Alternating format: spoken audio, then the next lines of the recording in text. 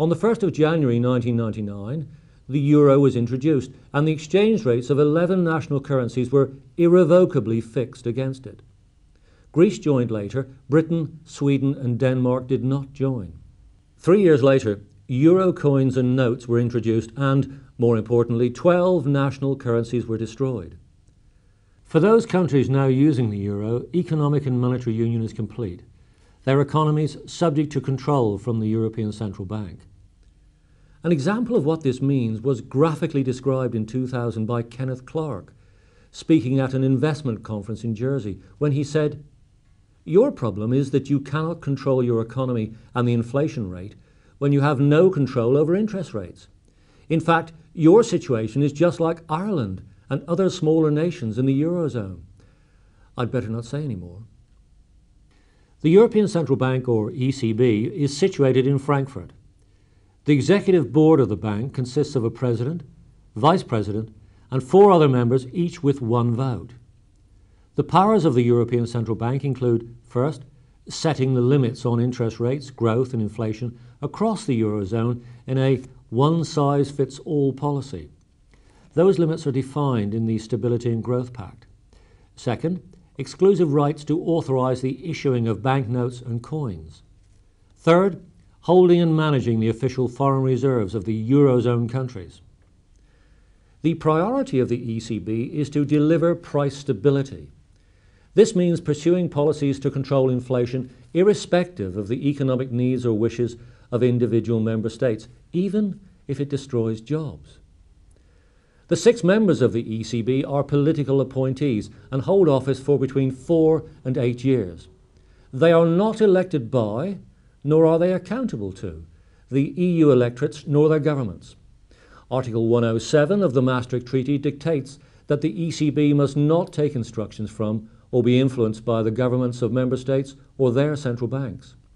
The European Central Bank decides on its own targets and does not publish these figures or its deliberations for 16 years, as its proceedings, quote, "shall be confidential," close quote. That is the system that will govern Britain economically if we decide to abandon the pound sterling. So do single currencies work? There have been numerous attempts to introduce single currencies, including these. All failed. Argentina is now virtually bankrupt because it tied its currency to the US dollar, and there appears to be a knock-on effect with neighbouring Uruguay. The 2 previous attempts by the EU to lock currencies together both failed, the ERM in spectacular and costly fashion. Once sovereign states experience economic problems that affect the well-being of their peoples, the temptation to throw over a single currency becomes overwhelming, and eventually that's what happens. But the 12 nations already in the euro have no such easy escape route. They have abandoned their national currencies, handed over their reserves to the ECB, and no longer control interest and exchange rates. In effect, they can do nothing, even if the one-size-fits-all policy of the European Central Bank is causing financial hardship or destroying jobs. As Romano Prodi, the president of the EU Commission, said of EMU in January 2002, "There is no escape hatch for countries wanting to leave EMU, even if they subsequently found that it was not compatible with their economies. It's a definite marriage. You cannot leave the Eurozone once you're in." After 3 years, the 12 nations in the Eurozone are experiencing the same old familiar problems long associated with a single currency. Unemployment, taxes, and inflation are all higher in the zone than in the UK, whilst outside the Eurozone, Britain enjoys higher levels of foreign inward investment, economic growth, and international export success. Let's look at just 3 of the individual problems now surfacing across Euroland. First, Germany is in deep recession and wants interest rates cut. Ireland, on the other hand, wants higher interest rates in order to dampen down inflation. Under the one-size-fits-all policy, the European Central Bank cannot possibly set a rate that will satisfy both. The same problem, to a greater or lesser extent, applies to all 12 of the Eurozone countries.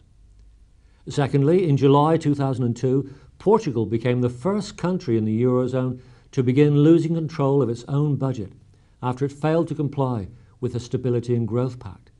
The Portuguese people now face long-term austere economic measures directly supervised from Brussels. Finally, and ironically, the Stability and Growth Pact, designed to hold the single currency together by controlling money supply and government spending, is being weakened. Germany, France and Italy all intimated in July 2002 that they would challenge the strict guidelines of the pact as they struggle to comply with its limits. The credibility and future of the pact is now in serious question, and with it, the continued existence of the euro.